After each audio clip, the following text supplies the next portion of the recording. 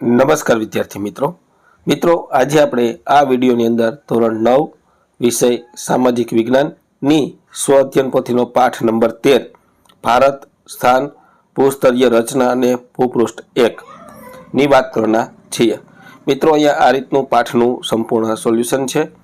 મિત્રો આવા જ સોલ્યુશન મેળવવા માટે આપણી ચેનલને સબસ્ક્રાઇબ કરો અને આ વિડીયો તમારા મિત્રો સાથે શેર કરો। બીજું કે મિત્રો આપણી YouTube ચેનલ પર ધોરણ 9ના સ્વઅધ્યયન પોથીના દરેક ભાગના અને દરેક વિષયના સોલ્યુશન મૂકેલા છે, જે તમને મારી YouTube ચેનલના પ્લેલિસ્ટમાંથી મળી જશે અને ડિસ્ક્રિપ્શન બોક્સમાં તેની લિંક પણ આપી છે, ત્યાંથી પણ તમને મળી જશે। બીજું કે મિત્રો અહીંયા આ ચેપ્ટરની PDF માટે એક આપણે WhatsApp ગ્રુપ અને એક એપ્લિકેશન અને વેબસાઇટની લિંક આપેલી છે, ત્યાંથી તમને આ પાઠની PDF પણ મળી જશે। તો મિત્રો શરૂ કરીએ ધોરણ 9 વિષય સામાજિક વિજ્ઞાનની સ્વ અધ્યયન પોથીનો પાઠ નંબર 13।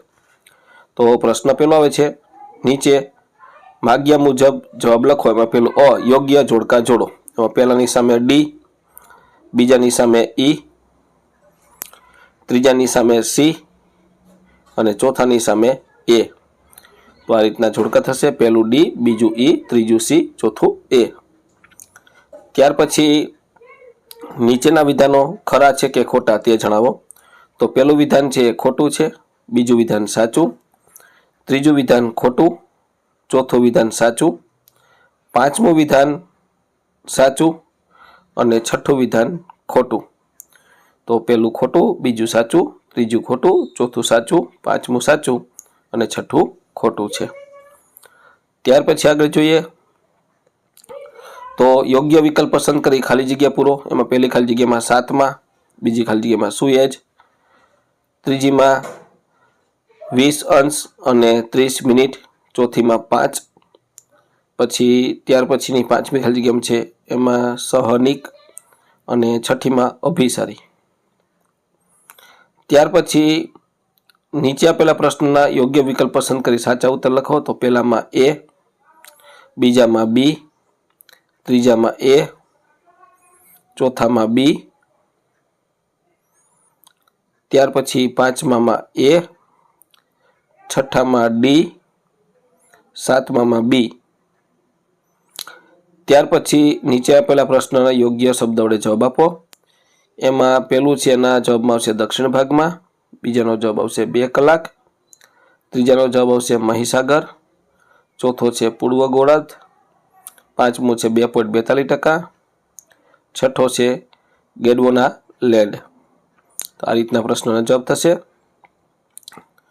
ત્યાર મિત્રો અહીંયા ડિસ્ક્રિપ્શન બોક્સમાં સ્વાધ્યાય પોથી માટે એપ્લિકેશનની લિંક આપેલી છે। આ લિંકને તમારે આ રીતની ઓપન કરવાની, તો તમને મારી એપ્લિકેશન શાળા શિક્ષક જોવા મળશે, તેને તમારે ઇન્સ્ટોલ કરવાની। ત્યારબાદ તમારે આ રીતની ઓપન કરવાની, તો આ રીતનું આપણું શાળા શિક્ષક એપ્લિકેશનનું પેજ આવશે।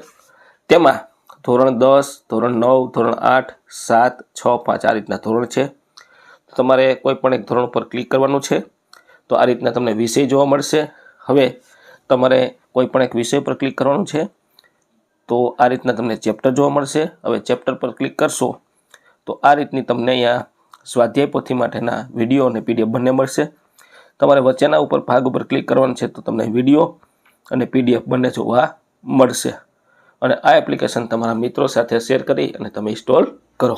ત્યાર પછી 7મું છે એમાં ભારતના નીચે આપેલા રાજ્યોને ઉત્તરથી દક્ષિણ દિશાના ક્રમમાં ગોઠવો।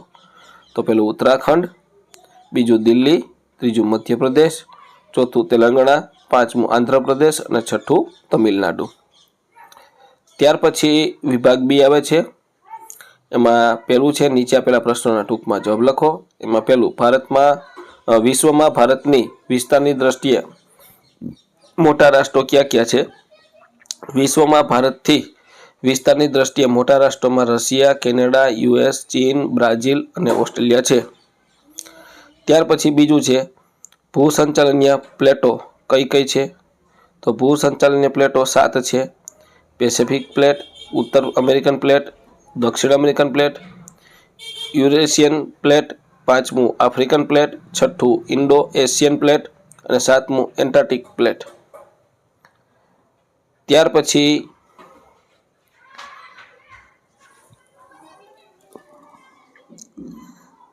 ત્રીજું, સુએજ નહેરથી ભારતને શું લાભ થયો છે? રાતા સમુદ્રને ભૂમધ્ય સમુદ્રને જોડતી સુએજ નહેર ઈસવીસન 1969માં શરૂ થવાથી ભારત અને યુરોપ વચ્ચેનું અંતર આશરે 7000 કિમી જેટલું ઓછું થયું. તેથી જળમાર્ગે યુરોપ, USA, કેનેડા સાથે વેપાર કરવાની ઘણી સમયની બચત થઈ છે. આ દેશો સાથે વિદેશ વ્યાપારમાં ખૂબ લાભ પ્રાપ્ત થયો છે. ત્યાર પછી વિભાગ સી આવે છે. એમાં પેલું છે નીચેના શબ્દોની સંકલ્પના સમજાવો. એમાં પેલું મુદાવરણીય. તો પૃથ્વીના પેટ તથા કિરણોત્સર્ગી ક્ષયને પરિણામે ઉદ્ભવતી ગરમી અને એસ્થેનોરિફર એટલે મિશ્ર વાતાવરણ દ્રવિડ ખડકોમાં ઉષ્ણતાનયનની ક્રિયાથી સવનિંગ તરંગ ઉત્પન્ન કરી ભૂસપાટી તરફ જવાનો પ્રયત્ન કરે છે. તેના દબાણથી ઉપરનું પડ ફાટીને મોટા મોટા ટુકડામાં વિભાજિત થાય છે. આ ટુકડાને મુદાવરણીય એટલે લિથોસ્ફિયર પ્લેટ કહે છે. ગેલ્વેનાલેન્ડ પ્લેટ. તો વિરાટ ભૂખંડ પેન્જિયાના પ્રથમ વિભાજનથી છૂટા પડેલા 2 વિશાળ ખંડો પૈકી દક્ષિણ ગોળાર્ધમાં આવેલા ખંડને ભૂશાસ્ત્રીઓએ ગેલ્વેનાલેન્ડ નામ આપ્યું છે. તેમાં દક્ષિણ અમેરિકા, આફ્રિકા, ઓસ્ટ્રેલિયા અને એન્ટાર્કટિકાનો સમાવેશ થાય છે. ત્યાર પછી રૂપાંતરિત પ્લેટ આવે છે. પ્લેટને જ્યાં એકબીજાથી દૂર ખસે છે ત્યાં ભૂમિખંડો અને મહાસાગરમાં ફોટોનું નિર્માણ કરે છે. આ પ્લેટો પર આવેલા ભૂમિખંડો નિરંતર ખસતા રહે છે. આ પ્રકારની પ્લેટને રૂપાંતરિત પ્લેટ કહે છે. ત્યાર પછી ચોથું છે ભૂનિમજન. પૃથ્વીના પોપડાના કોઈપણ ભાગનું પેટાળ તરફ નીચે બેસી જવું ભૂનિમજન કહેવાય છે. ભારતીય ઉચ્ચ પ્રદેશના પશ્ચિમ ભાગનું ભૂનિમજન થવાથી અરબ સાગરનું નિર્માણ થયું છે. ત્યાર પછી પ્રમાણ સમય. સમગ્ર દેશમાં કે બહુ વિશાળ દેશના ચોક્કસ વિભાગમાં તેના મધ્ય ભાગમાં કે મહત્વના સ્થળોને સ્થાનિક સમય તે દેશની વિભાગના પ્રમાણ સમય તરીકે નક્કી કરાયેલ હોય છે. આ સમય દેશના કે વિભાગના બધા સ્થળોને લાગુ પડે છે. ભારતમાં 1 પ્રમાણ સમય છે, જ્યારે કેનેડા, USAમાં 6 તથા રશિયામાં 11 પ્રમાણ સમય છે. અભિસરણ. કેટલીક જગ્યાએ મુદાવણીય પ્લેટો એકબીજાની નજીક આવી રહી છે. આ પ્લેટો અભિસારી પ્લેટ કહેવાય છે. અભિસરણની ક્રિયાથી ભૂપૃષ્ઠના પ્રસ્તર ખડકોમાં ગેડ પડે છે અને હિમાલય રચના આ પ્રકારે થઈ છે. ત્યાર પછી મુદ્દાસર જવાબ આપો. એમાં પેલું છે ભારત પૂર્વ ગોળાર્ધમાં મોખરાનું સ્થાન ધરાવે છે એવું શાના આધારે કહી શકાય છે? તો ભારત દક્ષિણ એશિયાની મધ્યમાં હિન્દ મહાસાગરના શીર્ષ સ્થાને છે. આ કારણે પ્રાચીન કાળથી ભારતને માટે એશિયાના દેશોને પૂર્વ આફ્રિકા સાથે સમુદ્ર માર્ગે ઘનિષ્ઠ સંબંધો બાંધવા શક્ય બન્યા છે. સુએજ નહેર બંધાયા પછી ભારતના યુરોપ અને અમેરિકાના દેશો સાથેના સંબંધોનો પણ ઘણો વિકાસ થયો છે. પૂર્વ અને દક્ષિણ પૂર્વ એશિયા અને ઓસ્ટ્રેલિયામાંથી સુએજ માર્ગે યુરોપ અને અમેરિકા જતા દરિયા માર્ગે અને હવાઈ માર્ગે ભારત પરથી કે ભારત પાસેથી પસાર થાય છે. એ દ્રષ્ટિએ કહી શકાય કે ભારતનું પૂર્વ ગોળાર્ધમાં મોકાનું સ્થાન છે. ત્યાર પછી બીજું છે ભારતનું સંસ્કૃતિનું સમન્વય તીર્થ બન્યું. સમજાવો. બધા ધર્મો, જાતિઓ અને પ્રજાઓ પ્રત્યે સમભાવ એ ભારતીય સંસ્કૃતિનું આગવું લક્ષણ છે. આથી કોઈ પણ ધર્મ પાળતી પ્રજા કે જાતિ માટે ભારતને મૈત્રીના દ્વાર ખુલ્લા રાખીને સૌને આવકાર્યા છે. ભારતીય સંસ્કૃતિનો દેહ હિન્દુ, બૌદ્ધ, જૈન, શીખ, મુસ્લિમ, પારસી, ખ્રિસ્તી વગેરે પ્રજાની સંસ્કૃતિના સુભગ સમન્વયથી ઘડાયો છે. ભારતીય સંસ્કૃતિમાં સમન્વયકારી ભાવનાઓ રહેલી છે.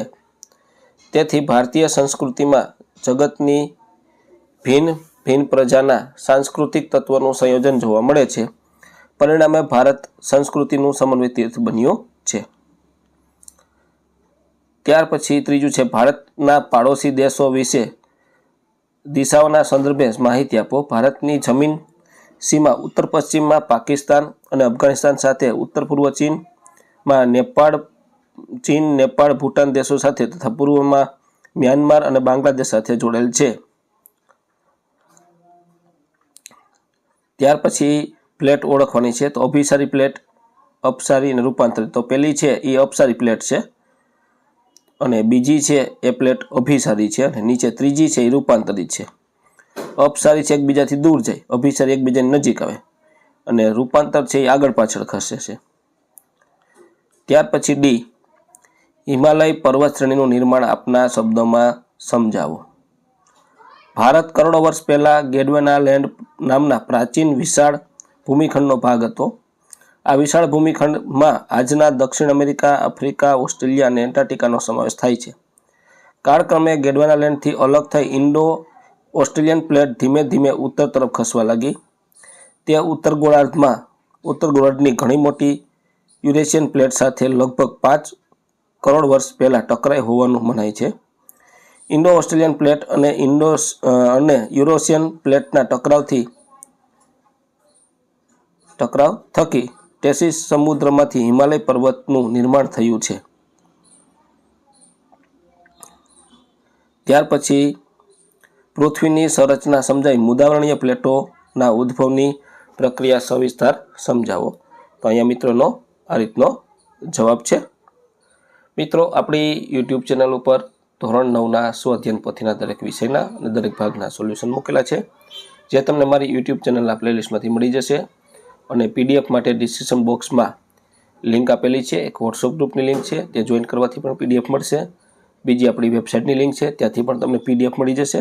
અને ત્રીજી આપણી એપ્લિકેશનની લિંક છે. આ એપ્લિકેશનની લિંક છે, તેના પરથી તમે એપ્લિકેશન ડાઉનલોડ કરી અને ત્યાંથી પણ આ ચેપ્ટરની પીડીએફ મેળવી શકો છો.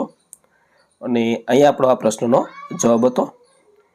પૃથ્વીના પોપડો એસ્ટેનોસ્ફિયરના અર્ધપ્રવાહી ઘટકો પર તરી આવ્યો છે. તો આ રીતનો સંપૂર્ણ જવાબ છે આખો.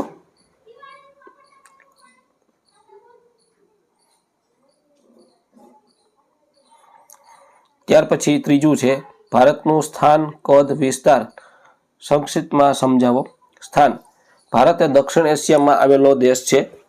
તેનું ભૌગોલિક સ્થાન ઉત્તર અક્ષાંશ 8°4' 37°6' અને પૂર્વ રેખાંશ 68°7' 97°25' વચ્ચે છે. કદ: ભારત વિશ્વનો 7મો સૌથી મોટો દેશ છે. તેના કુલ ભાગ 32.8 લાખ ચોરસ કિમી છે.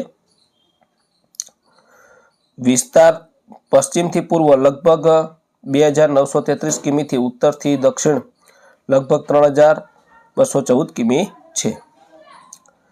ત્યાર પછી મિત્રો તમારે અહીંયા નકશામાં કર્કવૃત્ત, પ્રમાણરેખા, અરબ સાગર, હિન્દ મહાસાગર, ભારતની રાજધાની, બંગાળની ખાડી આ બધું બતાવવાનું છે. તો એ તમે જુઓ તો પહેલાં આપણે અહીંયા પ્રમાણમાપ રેખા આપી છે ઊભી, પછી આડી કર્કવૃત્ત છે, દિલ્હી છે, અરબ સાગર છે, બંગાળની ખાડી છે અને હિન્દ મહાસાગર છે. તો આટલું તમારે આ જગ્યાએ દર્શાવવાનું છે.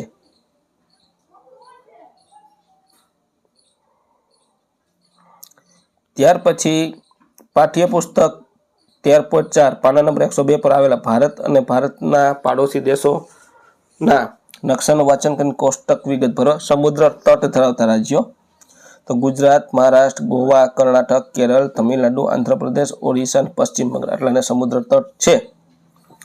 જ્યારે સમુદ્ર તટ ન હોય જમ્મુ કાશ્મીર, હિમાચલ પ્રદેશ, પંજાબ, હરિયાણા, દિલ્હી, રાજસ્થાન, ઉત્તરાખંડ, ઉત્તર પ્રદેશ, મધ્યપ્રદેશ, છત્તીસગઢ, તેલંગાણા, બિહાર, ઝારખંડ, મેઘાલય, અસમ, અરુણાચલ પ્રદેશ, ત્રિપુરા, મિઝોરમ, નાગાલેન્ડ અને મણિપુર. તો મિત્રો આ તો આપણું ધોરણ 9 વિષય સામાજિક વિજ્ઞાનની સ્વઅધ્યયન પોથીના પાઠનું સંપૂર્ણ સોલ્યુશન જોયું. મિત્રો આવા જ સોલ્યુશન મેળવવા માટે આપણી ચેનલને સબસ્ક્રાઈબ કરો અને આ વિડીયો તમારા મિત્રો સાથે શેર કરો. બીજું કે પીડીએફ માટે ડિસ્ક્રિપ્શન બોક્સમાં વોટ્સઅપ ગ્રુપની લિંક, વેબસાઇટની લિંક અને એપ્લિકેશન લિંક આપી છે, ત્યાંથી તમને પીડીએફ પણ મળી જશે.